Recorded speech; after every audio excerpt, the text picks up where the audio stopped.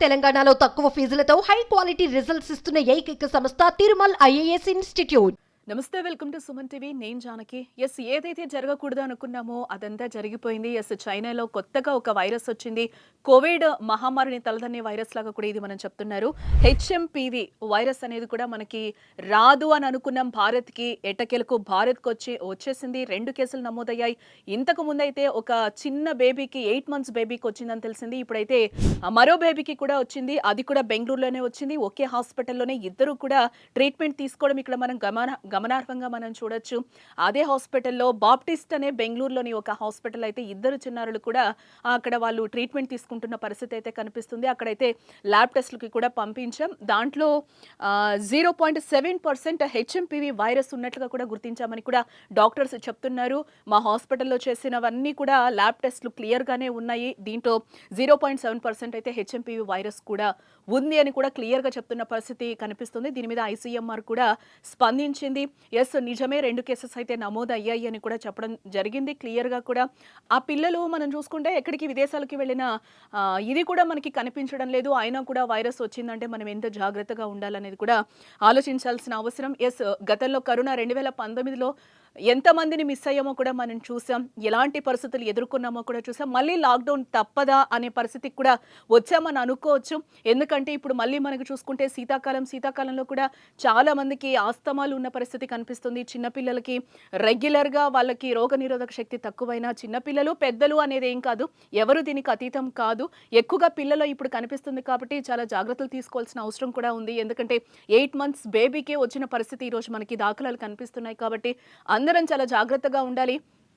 పిల్లలకి ఏదైనా ముక్కు కారినా, జలుబుగా ఉన్నా, జ్వరంగా ఉన్నా కూడా గొంతు గరగర అనడం, ఇలాంటి సిమ్టమ్స్ ఏమైనా కనిపిస్తే వెంటనే వాళ్ళని డాక్టర్కి తీసుకెళ్ళి వాళ్ళకి తగిన చికిత్స అందించాల్సిన అవసరం ఎంతైనా ఉంది. వాళ్ళని శుభ్రంగా ఉంచాల్సిన అవసరం కూడా ఉంది.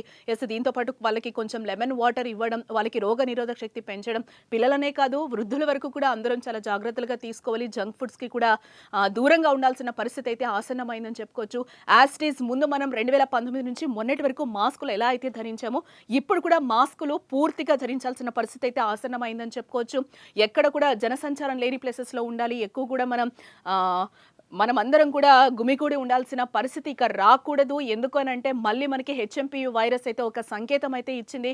ఖచ్చితంగా ఇండియాలో కూడా కేసెస్ నమోదయ్యాయి. ఇక్కడ వరకు రావు అని అనుకున్నాం. బట్ ఆల్రెడీ గతంలో కూడా 2019లో తీసుకుంటే మనం కరోనా వైరస్ అక్కడే బెంగళూరులోనే ఫస్ట్ కేసు అయితే నమోదైన దాఖలాలు అయితే మనకి కనిపించాయి. సేమ్ ఇప్పుడు కూడా అంతే, హెచ్ఎంపీవీ వైరస్ మళ్ళీ బెంగళూరులోనే వచ్చి అది కూడా చిన్న బేబీస్కి రావడంలో ఆందోళనకరంగా మారిందని చెప్పుకోవచ్చు. ఎంతైనా కూడా మనం చాలా నీట్గా ఉండాల్సిన అవసరం ఉంది. లాక్డౌన్ తప్పదా అనే పరిస్థితులు కూడా మళ్ళీ ముందుకు వస్తున్నాయని అనుకోవచ్చు.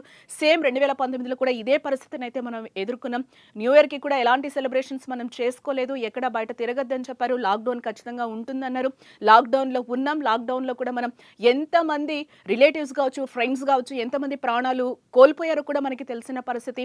ఎస్, ఇప్పుడు మళ్ళీ కూడా చైనాలో చూస్తే మనకి హాస్పిటల్స్ అన్ని కూడా కిటకిటలాడుతున్న పరిస్థితి కనిపిస్తుంది రోగులతో కూడా. చైనా మాత్రం ఇప్పటికీ కూడా నిజం ఒప్పుకోవడం లేదు. ఇది నార్మల్గా సీజనల్ని బట్టి వచ్చింది, అందుకే హాస్పిటల్స్ అన్ని కిటకిటలాడుతున్నాయని చెప్తుంది. కానీ లాస్ట్ టైం కరోనా వచ్చినప్పుడు కూడా సేమ్ తను రెస్పాండ్ కాలేదు. అది కూడా సీజనల్ వ్యాధులుగానే కొట్టివేయడం గమనార్హం ఇక్కడ. సో సేమ్ ఇప్పుడు కూడా అదే రిపీట్ అవుతుంది. సో ఆల్రెడీ మనకి భారత్లోకి ఎంట్రీ ఇచ్చేసింది హెచ్ఎంపీవీ వైరస్. సో అందరం కూడా చాలా జాగ్రత్తగా, ఎంత జాగ్రత్తగా ఉండాలంటే అంత జాగ్రత్తగా ఉండాలి. చాలా వరకు అవి లంగ్స్ మీద ఎఫెక్ట్ చూపిస్తుందని కూడా నిపుణులు చెప్తున్న పరిస్థితి అయితే కనిపిస్తుంది. ఎస్, మనం చాలా నీట్గా ఉండాలి, హైజెనిక్ ఫుడ్ తినాలి, దీంతో పాటుగా రోగ నిరోధక శక్తిని పెంచుకోవాలి. గతంలో మనం కోవిడ్లో ఎలాంటి ఫుడ్ అయితే తీసుకున్నామో ఆ ఫుడ్ ఖచ్చితంగా తీసుకోవాలి. రోగ నిరోధక శక్తి మనం పెంచుకోవాలి. పిల్లలకి అలాగే ఉండాలి. పిల్లలకి ఇట్లాంటి లక్షణాలు ఏమైనా కనిపిస్తే కనుక పిల్లల్ని అయితే 1 week వరకు కూడా స్కూల్కి పంపించకపోవడమే చాలా మంచిది. ఎస్, సీజనల్గా వచ్చే ప్రాబ్లమ్స్ కూడా ఉంటాయి. టెన్షన్ పడాల్సిన అవసరం లేదు. బట్ మనం తీసుకోవాల్సిన జాగ్రత్తలు అయితే తీసుకోవాలి. ఇప్పటికీ చైనా అయితే సీజనల్ వ్యాధులే అంటుంది. బట్ భారత్లోకి ఎంట్రీ ఇచ్చింది హెచ్ఎంపీవీ వైరస్. సో అది ఎవరికి అతీతం కాదు. కరోనా టైంలో మనం చూసాం ఎలాంటి ప్రాబ్లమ్స్ ఫేస్ చేసామో కూడా. సో సేమ్ రిపీట్ అయ్యే సిచ్యువేషన్స్ అయితే కనిపిస్తున్నాం.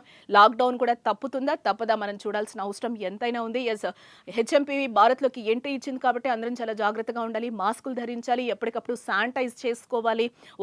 ఒకరు వాడిన వస్తువులు ఇంకొకరం వాడకూడదు. గుంపులుగా ఉన్న ప్రదేశాలకి మనం వెళ్ళకూడదు.